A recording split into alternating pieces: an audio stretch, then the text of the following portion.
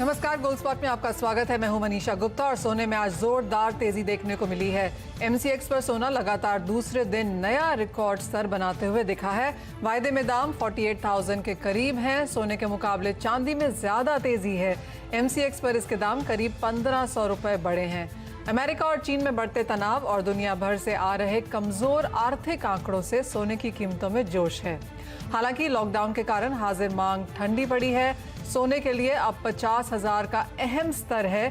क्या ये इस लेवल को हम जल्दी आता हुआ देखेंगे और आगे कीमतें तेजी बनाएंगी या कैसे होगा, अहम ट्रिगर्स कैसे रहेंगे, इसी पर आज करेंगे चर्चा। हमारे साथ जुड़े हैं रिद्धि सिद्धि बुलियन के पृथ्वीराज कोठारी, मेटल फोकस के चिराग सेठ, निर्मल बैंक कमोडिटीज के कुणाल शाह और एलकेपी सिक्योरिटीज के जतिन त्रिवेदी। आप सभी का कार्यक्रम में स्वागत है। कोठारी जी, सबसे पहले आपसे शुरुआत करना चाहूंगी। अच्छी खासी बढ़त यहां पर सोने के भावों में देखने को मिली है, लेकिन भारतीय बाजारों में अब इस समय कैसी स्थिति है? क्या लोग खरीद रहे हैं फोन पर? क्या लेवल्स हैं? कि आपने जो देखा होगा कि जो लॉकडाउन के अंदर एक तो गोल्ड सॉवरेन बॉन्ड के अंदर अच्छी खरीदारी हुई है। आपने देखा होगा सॉवरेन बॉन्ड में अच्छी खरीदारी हुई थी। अप्रैल मंथ में 723 1.77 टन 723 करोड़ हुआ, 800 प्लस करोड़ का हुआ बाइंग। उसके बाद में आपने मंथ ऑफ अप्रैल में गोल्ड ईटीएफ में इंडिया में देखा होगा तो उसमें भी 700 प्लस करोड़ का मतलब प्राइस पे बाइंग हुई है। और प्लस जो हम लोग ऑनलाइन जो बेच रहे हैं, जो एसआईपी कर रहे हैं, उसमें भी हमारा गोल्ड बिक रहा है। तो मतलब लोगों को एक तरह से लग गया है कि द सेफ इन्वेस्टमेंट करना बहुत जरूरी होगा और वो भी एक हायर प्राइजेस के ऊपर। तो इंडिया के अंदर प्राइस नहीं देखते, इंडिया के अंदर ट्रेंड देखते हैं कि बाजार ऊपर जा रहा है तो लोग परचेज करते हैं। जैसे आपने देखा गोल्ड है, फिर देखा सिल्वर है, और इंटरनेशनल प्राइजेस में भी आप देखोगे बढ़ रहा है। गोल्ड ईटीएफ वहां पे भी बढ़ रहा है। तो मिक्स ओपिनियन है। हर एक को खुद का सेफ इन्वेस्टमेंट चाहिए। इसे जो पैसे बचे उसमें गोल्ड में इन्वेस्टमेंट कर रहे हैं। मतलब एक तरह से गोल्ड बिक रहा है। अभी भी ऐसा लग रहा था कि गोल्ड लोग बेचने को आएंगे या डिस्पैरिटी ज्यादा रहेगी, पर मुझे उसके बारे में उतना नहीं लग रहा है कि लोग इतने बेचने आएंगे। हर एक को अभी सेफ, पहले 60 दिनों में लोग ने देख लिया है कि सेविंग क्या होती है, सेविंग की अहमियत क्या होती है। जो लोग दूसरी तरफ कार लोन पे लिया, घर लोन पे लिया, ये लोन पे लिया और सेविंग्स नहीं की है। अब लोगों को पता चल गया है कि 60 दिन के अंदर की सेविंग की क्या अहमियत है।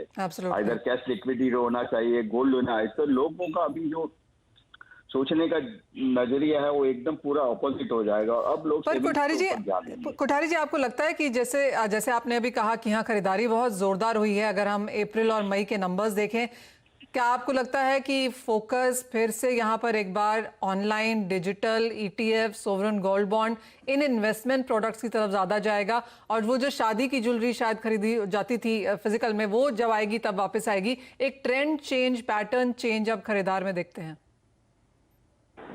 मोस्टली यहाँ पे अगर आप देखेंगे तो मोर देन 70% गोल्ड जो अपना जो बाइंग होता है रूरल एरिया में बाइंग होता है। तो उनके पास सॉवरेन गोल्ड बॉन्ड की सहूलियत या गोल्ड ईटीएफ लेने की सहूलियत नहीं है। सबसे बड़ा तो पहले ये होता है। और सेकंड, हिंदुस्तान में क्या होती है कि गोल्ड टच एंड फीलिंग वाले सबको चाहिए। वो पेपर गोल्ड में नहीं समझते, उनको फिजिकल गोल्ड चाहिए। तो यानी कि ये बहुत लंबा, जी आपको नहीं लगता कि ये बहुत लंबा ट्रेंड चेंज है एज ऑफ नाउ, क्योंकि लोग खरीदना चाहते हैं फिजिकल, वो इसलिए वो ऑनलाइन ले रहे हैं? चिराग, आपसे भी जानना चाहेंगे, जैसे कोठारी जी ने भी कहा कि एज ऑफ नाउ ऑनलाइन है, लेकिन ज्यादातर परचेजेस रूरल से होते हैं। आगे जाके वही जो फिजिकल खरीदारी इंडिया देखता है वो लौटती हुई नजर आएगी। लेकिन एज ऑफ नाउ नंबर्स कैसे हैं और क्या इंडिकेट कर रहे हैं? की बात एकदम बिल्कुल सही है कि अभी जो फिलहाल जो बाइंग आ रही है वो ज्यादातर शायद शहरों से आ रही है या टीयर 1 टीयर 2 सिटी से आ रही है। रूरल डिमांड अभी तक जो होती है, जो एक्चुअल ज्वेलरी डिमांड होती है, वो अभी तक नहीं आई है। एक तो वेडिंग्स भी नहीं हो रहे हैं और मार्केट्स भी बंद थे। अब थोड़ी बहुत जगह पे मार्केट खुलनी शुरुआत हो गई है, ज्वेलरी शॉप्स खुलने की शुरुआत हो रही है। तो हमें ये दिखाई दे रहा है कि ज्यादातर 20 से 25% की बाइंग हो रही है। या फिर अगर किसी ने पुराना ऑर्डर दिया हुआ है या गोल्ड अपना बुकिंग किया है तो उसकी डिलीवरीज की शुरुआत हो रही है। तो मेरे हिसाब से अगर रिकवरी भी आएगी तो थोड़ी स्लो रिकवरी आएगी। शायद अगस्त के महीने तक मार्केट ऐसे ही थोड़ा वीक और छूट मुट की जो बाइंग होती रहेगी वो जरूर चलती रहेगी। कोठारी जी, आपको क्या लगता है आगे जाके किस तरह के प्राइसेस यहाँ पर देखने को मिल सकते हैं? क्योंकि बाजार यहाँ पर 50,000 की बात इस साल के शुरू होने के बाद ही कर रहा है। उसके बाद हमने यहाँ पर कोविड आता हुआ देखा। जिस तरह से रुपए की चाल है, जिस तरह से इन्वेस्टमेंट खरीदारी, stimulus measures, lower interest rates, मतलब ये एक परफेक्ट रेसिपी है कि यहाँ से और सोने के भाव बढ़ेंगे। आपको क्या लगता है किस तरह के लेवल्स हम इस साल के खत्म होते तक देख पाएंगे? फिलहाल की अनसर्टेनिटी, इसमें कुछ भी हो सकता है। सोना $2,000 भी पहुंच सकता है, $2,200 भी जा सकता है। इसमें मतलब अनसर्टेनिटी है, एनीथिंग कैन हैपन। अगर मेडिसिन आ जाती है, वैक्सीन आ जाती है, तो मे बी थोड़ा बहुत करेक्शन आ सकता है। Correction in the sense of 1500 और 1600। कोई सेंट्रल बैंक कोई बेचने को नहीं आ रही है, note easy way to print हो रहे हैं, इंटरेस्ट रेट नेगेटिव में हो रहे हैं, गोल्ड एवरीवेयर इज इन्फ्लेशन एकदम बढ़ रहा है।